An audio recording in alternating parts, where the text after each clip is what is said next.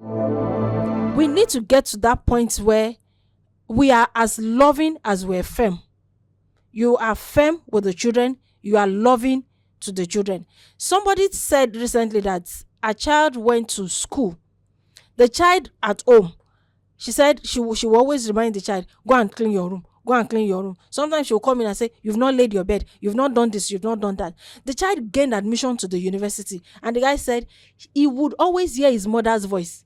We understand that everyone, there's career, the economy and everything, everyone needs to go out and make money and all of that, but we must not forget what is important, the priority. We must not forget it. When you finish making the money and there's no child for you to spend it on, Spend it, no. we have a lot of them that they enter. The truth of it is, both male and female, you are shortchanging yourself when you cohabit.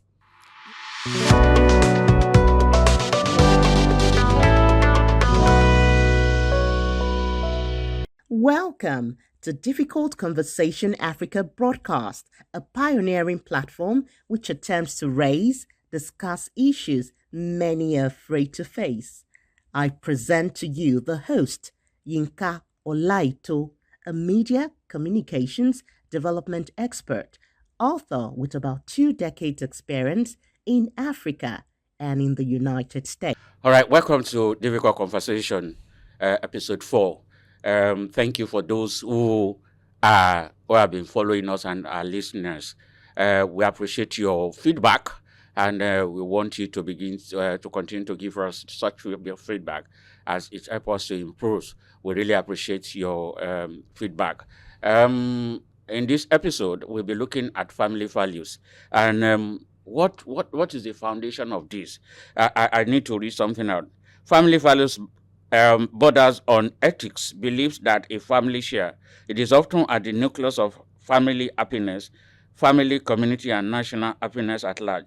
Family values strengthen priorities, structures, and traditions that are held by everyone who bears the name of the family.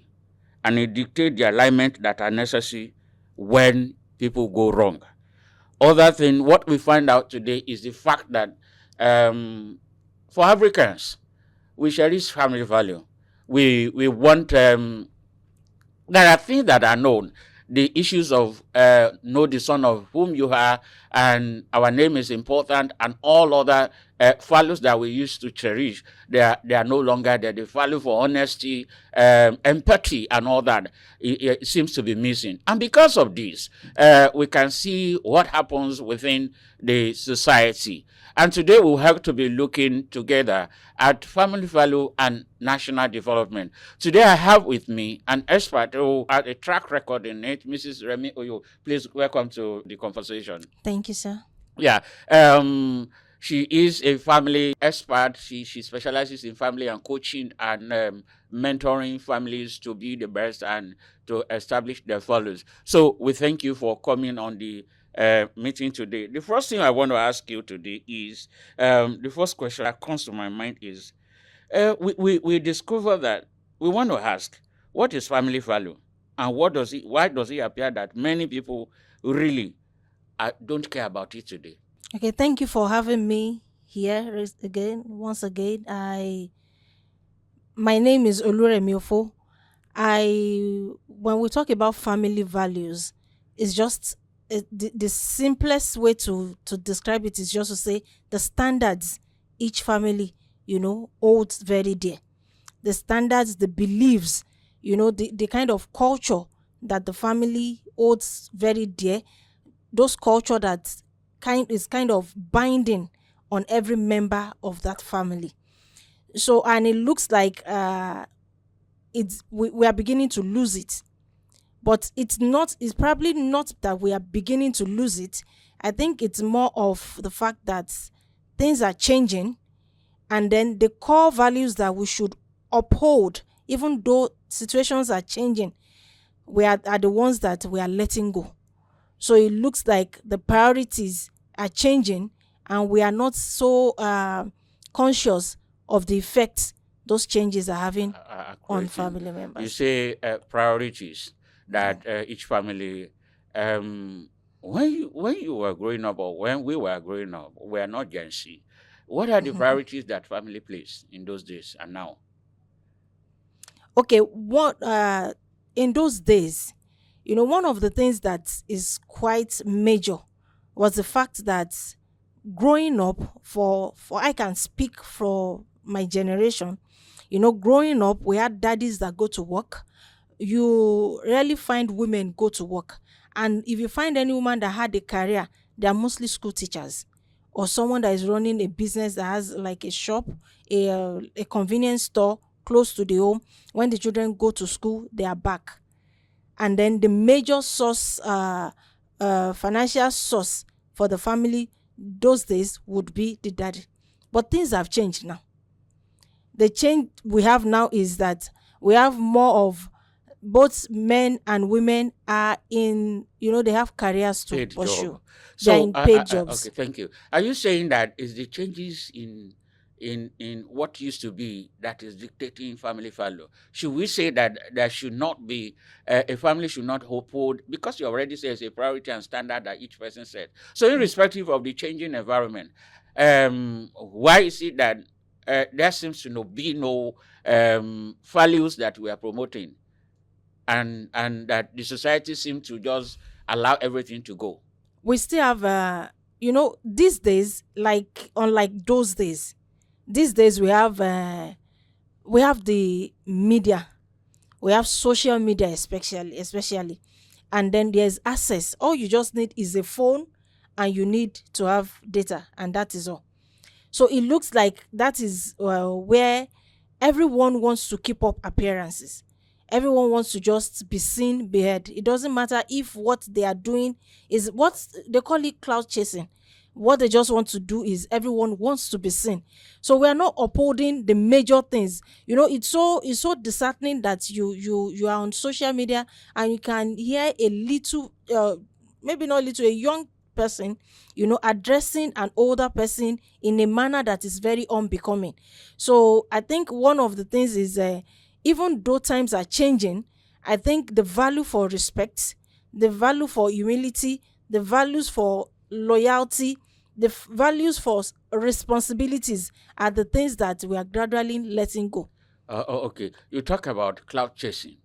For an average person, cloud chasing, social media technology, should this be the reason why our values are changing, or should we be in control of such attitude? Thank you. We should be in control of our families. You see, the family, it starts from the home. When two children, two young people, young adults stand in your presence and you hear them, to a large extent, you'll be able to say, to define where each of them is coming from. And every word is very relative. What looks like a big deal to family A may May not not be a be, big deal yeah. to family B, as it were. So the thing is, it starts from the home. And it's not just about maybe mommy has gone to work or daddy has gone to work. If you spend 2 hours with your child a day, just 2 hours, whatever it is you impact, Where will and people get it that starts 2 hours? 2 hours, you sleep at home. There's the morning time, there's the evening time. In between, even technology has made it so easy that, I used to wonder in those days when we didn't have cell phone and all of those things, parents that had their children travel out of the country, how were they communicating? But this day, there's video call, there is voice call, you always have access. You can always reach your children. You can always have, you can always see what it is they are doing. You can always speak to them. But it is more of not just speaking to them, not just talking to them, also modeling what you want them to do. So what we're saying is that technology can be used to strengthen family values. Yes, very well, used positively. So there are modeling that can happen that is not positive. Very well. How do you distinguish between the use of technology to strengthen family values positively, and the use of technology to destroy family values? Okay, thank you. Positively, technology can be used, there are ways, manners that you can monitor what your child is seeing on the social media space. So part of it is you allow them. It's the positive things. Age, some of these sites are age related. A child that is not old enough to be on a platform has no business being on that platform. And then you can also channel, your child to the positive places. But you can't take a child, you can't lead or direct your child to a positive place when even you yourself do not know it.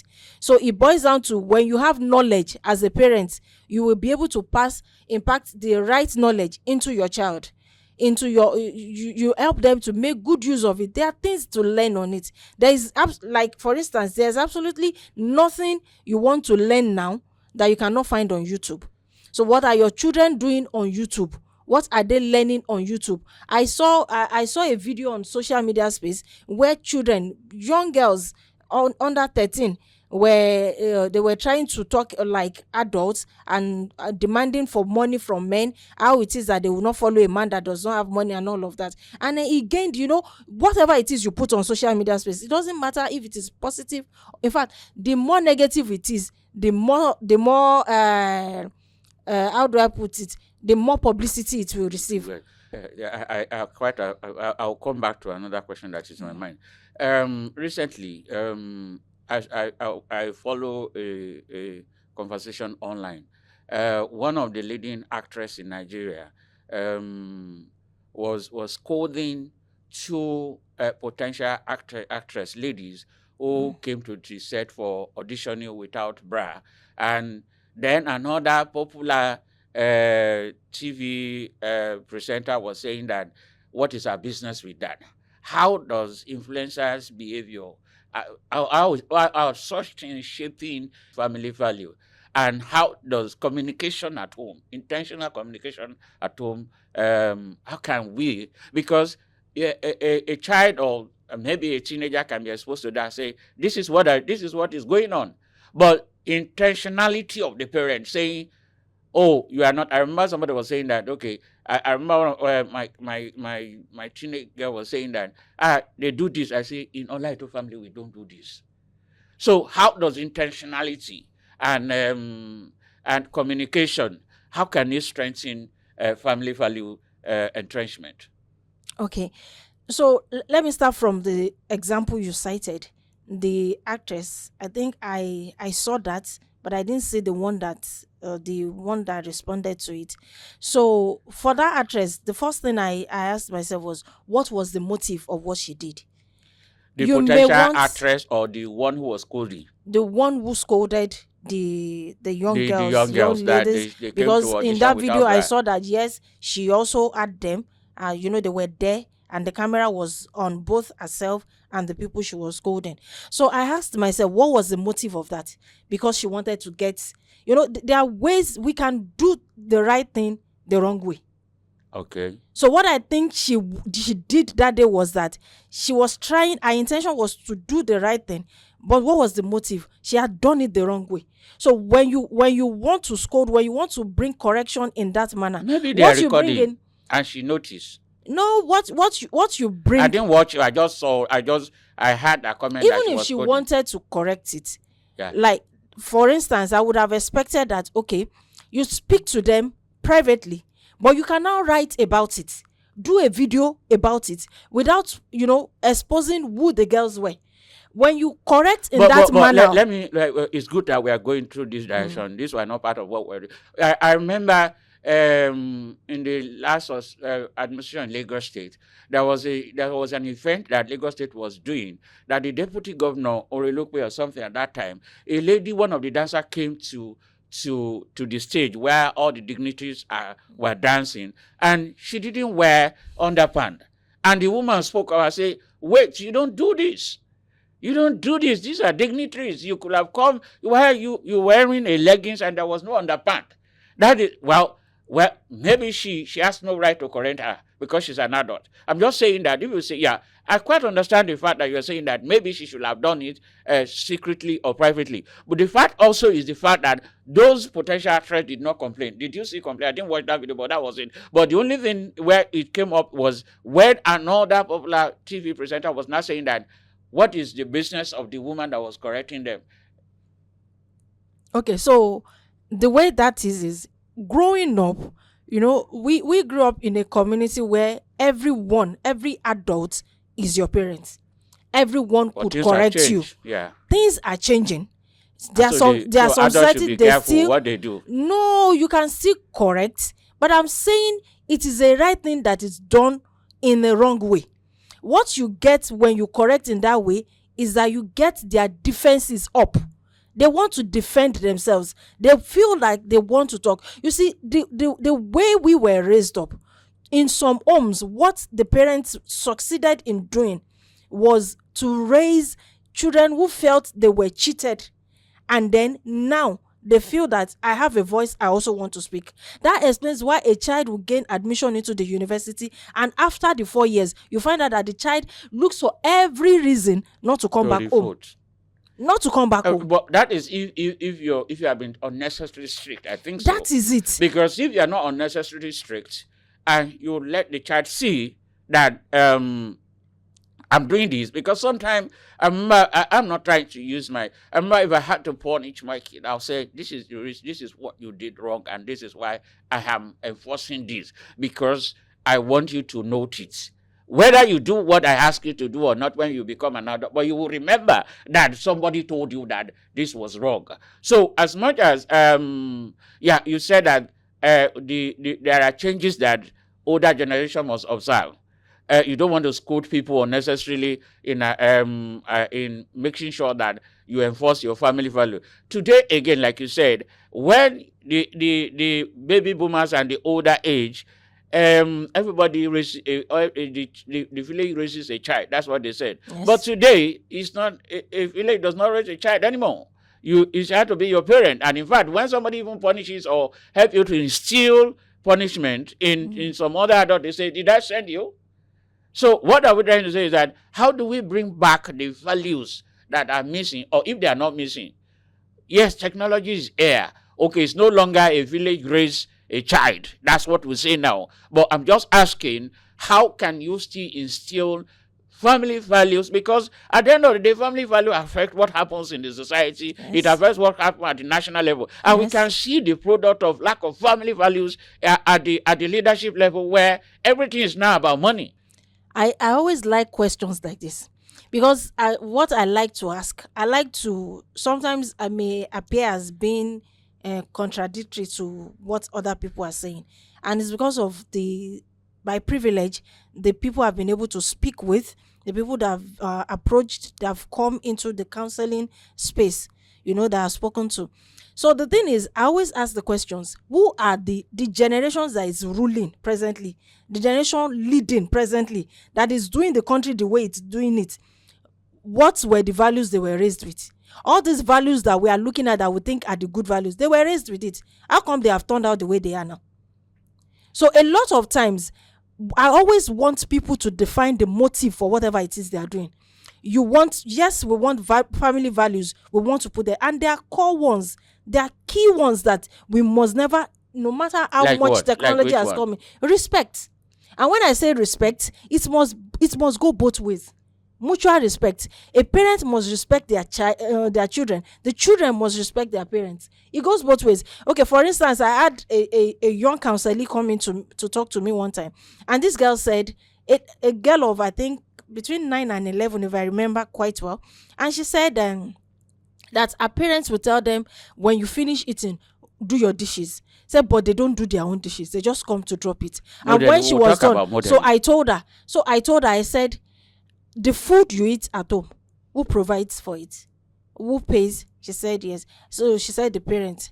So I asked her what she does, the school fees and all of that. She said the parents. So I said, so they have done their part. How do you want to serve them in return? What do you think that at this time you can do to tell them, thank you, mommy, thank you, daddy? I said part of it is they have asked you to do your dishes, because that's just what you can contribute for now. I asked her, I said, if they ask you to bring money to support the family, do you have money? She smiled. So you don't have money, but what you can give now, be responsible to keep the house tidy while your parents do this. Let everybody know this is what you have to do, this is what you have to do. So when I say respect is major, you respect your children respect you. When I say respect your children, I'm not saying don't, when necessary, don't scold them. When it's necessary, don't talk to them. But everything you want to do, you must always be able to define the motive of what you want to do. Now, let's go to the issue of modeling, because you raised it and I wanted to talk about it. Okay. You asked the question and said, who raised the present crop of leaders? Yes. Yeah, maybe not who raised them. What values were they raised with? Yeah, all these values we are but talking do you about, know that they were raised with those ones. you can raise with, well, it means that they grew up and they chose their path. They chose their path. Either way, they chose their path, or there were no correspondence modeling at home.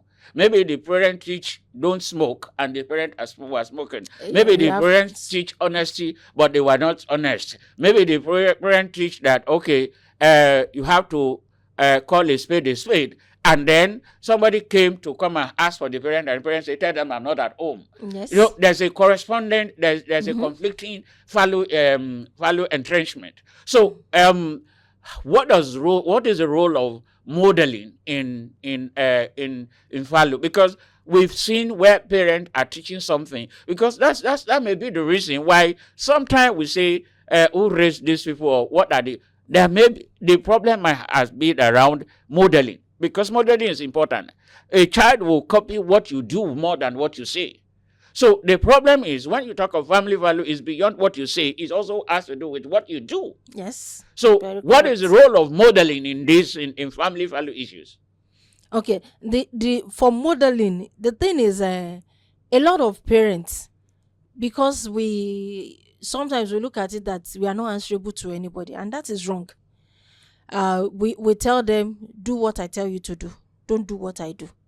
But for the children, it's easier for them. That's why you have a child of 2-3 years old calling either of the parents babe or sweetheart, because that's what they hear their parents call each other. So when you like raising those children like that, you want a child to call, like, maybe your younger one, your sibling, uncle or auntie. When you want to talk to the child, you say, come and talk to auntie so and so. That is how you can tell them to do it. Like you said, yes, we had issues of we had situations of the parents saying, don't tell them I'm not at home. They say, tell them I'm not at home while the parent is in the house. So all of these things also, they matter a lot. Modeling, what are you modeling? What are you showing to your children for them to do? What if you are part of, if they see the way when a young guy, a young boy, young man sees the way you address the mother, definitely, even when the child looks at it that this is not, you shouldn't do this, you just find out subconsciously the child grows up and becomes that. How the parenting style, how does it affect family values? Okay, so I try to research on parenting styles, and I found 4 types of parenting. I found the authoritative parenting style. That is the style that, gives eye warmth and gives eye control to the children, in the family. I found the authoritarian. What the authoritarian parenting style does is it gives low warmth and gives eye control. Then I found the permissive style, which is what is really, rampant these days. That one gives eye warmth and low control. Then I found the neglective parenting style. That one gives both low warmth and low control. So parenting style now is we need to get to that point where we are as loving as we're firm. You are firm with the children, you are loving to the children. Somebody said recently that a child went to school. The child at home, she said she will always remind the child, go and clean your room. Go and clean your room. Sometimes she'll come in and say, you've not laid your bed, you've not done this, you've not done that. The child gained admission to the university, and the guy said he would always hear his mother's voice. The mother was like, hear the voice that say, just reprimand himself. Now make your bed. Now do this. A lot of time, what have you deposited in your child? It is what you deposit in the child that the child will go to the society and go and portray. Yeah, that because I'll always come back to that point that you raised. Parenting style. Most of the adults who choose the other way is either they do not see the the act model, one, or two, it was a revolt because their parent was too harsh for them. Yes. So eventually they didn't want to come back home, or Yes. they chose a life as a form of revolt, Yes. not as a form that they really like it. That they allowed the situation to change who they were supposed to be. So we find out that parenting style sometimes can be part of thing that destroys family values entrenchment. I just want also, because sometimes some parents can be unnecessarily harsh. Everything you have to beat the child. Sometimes you have to call the child and say, see, when the child can see anger manifested, and you are teaching against that, okay, anger. That's why people become dysfunctional at the end of the day, because they've seen anger, they've seen unnecessary anger in the society, they've seen unnecessary acts that were unprovoked that the people do and do. So I believe that's why I said we need to make that clarification that sometimes parenting style can actually be one of the reasons that that we're talking about.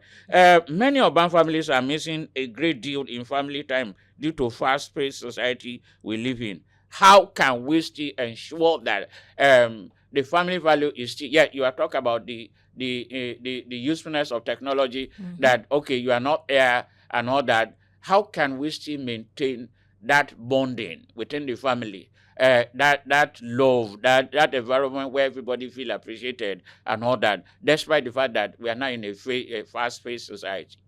Okay. So, growing up, when I was in the university, I remember we didn't have, at least my early stage there, there was no mobile phone. I had this very close friend, one of my closest friends. The mom was working in Abuja and the dad was in Ibadan there. Okay. And then they had a landline at home. I know that There was they will always have a particular time of the day. She knew then that by so and so time mommy would call, and when her mom would call, her mom wanted to know how her day had gone, what she had done, everything, and the mom made sure that she met all of her friends. So she used that. Where there is a will, there will always be a way. We understand that everyone, there's career, the economy and everything, everyone needs to go out and make money and all of that. But we must not forget what is important, the priority. We must not forget it. When you finish making the money and there's no child for you to spend it on, what's the essence of making the money? When you finish making the money and you come back home, only Yorubas will say, Ile omoti nwoko agbele tokota. Literally that, when you spend money, so much money, it is you are not building your child, you are busy, acquiring properties and all of that. Because the child does not even know how to manage it. It will be a waste. It's going to be a waste. So we must make good use of technology. If that is where we have found ourselves in that space, then make good use of it. Who should drive the family value? Everybody. The father, the mother, the society, the religious homes, the government, everyone should drive it. Everyone should drive it. But in the home, the way it is even beyond just home, anywhere we find ourselves, there must be leadership. There must be somebody that the style of leadership is another topic for another day. But there must be leadership. The father in the home, but everyone must model it. The parents must model it. The children must model it. The religious organizations must model it. The schools must model it. The society must model it. Okay. And finally, a statistics, a U.S. statistic that we read, say that an adult of 18 to 40, majority of them, 18 to 40, between 18 and 40, now do cohabiting. For Africans, well, things are changing, but for Africans, what they see that we should do, should we be concerned about? Because cohabiting, when you are cohabiting, how does cohabiting affect family value? Because there was no commitment, there will be no commitment. Yes. So cohabiting, aside from what the people will say might look like illegal, how does it affect family value? Because there seems to be no bonding. People who are cohabiting, but they could also have children. So lastly, let's look at cohabiting and family value. How does that? Because there's no commitment between the two. They are not even parents as it were, because they are just trying to see what work, what does not work. There's no commitment. So cohabiting, what's your thought about it, and how does it affect family value as we round up? Okay, so when we talk about, when we look at married couples, we still say that they put in effort, because there is something binding on them. They put in effort to make the marriage work, to make their home successful. So when you are cohabiting with someone that you do not have anything binding, no legal binding, no traditional anything, there's nothing, you are just there, it means that you can up and leave at any time. But what if Anybody the can kid get now up and enter, go. because we've seen where Yes, children they enter? have, yeah. Oh, we have a lot of that. We have a lot of them that they enter. The truth of it is, both male and female, you are shortchanging yourself when you cohabit. You are, but at the end of the day, I found on social media, I've heard places where they say when you cohabit, you need to test what it is you want to buy, so that you know if the man is good in bed, if the woman is this one, is that one. It is not, when you cohabit, you are shortchanging yourself. It's as So simple as that. the takeout is that cohabiting may actually affect family value. It will. Thank you, Mrs. Remi Offo, for this, because there could be other things that we want to talk, and I hope that we will take this conversation up next time. But at least what we have seen today, some of the takeout is the fact that cohabiting will affect value. The Yes. changing and the fast-paced world we now live with technology, you can still build real family value with technology, Indeed. despite its use. And then parenting style somehow may likely affect what the child turn out, no matter. And then modeling, you need to model it, model what you are teaching. And beyond that, if you're not modeling, you are not going to show, because a child will learn faster from what you do than what you say. So Exactly. thank you, everyone. Thank you, our listeners. In the next edition, we'll talk more about this, and in the future, maybe we'll have Mrs. Remi Offo again, a family life expert and a coach. Thank you for coming. We appreciate you. Thank and you God for bless having you. me.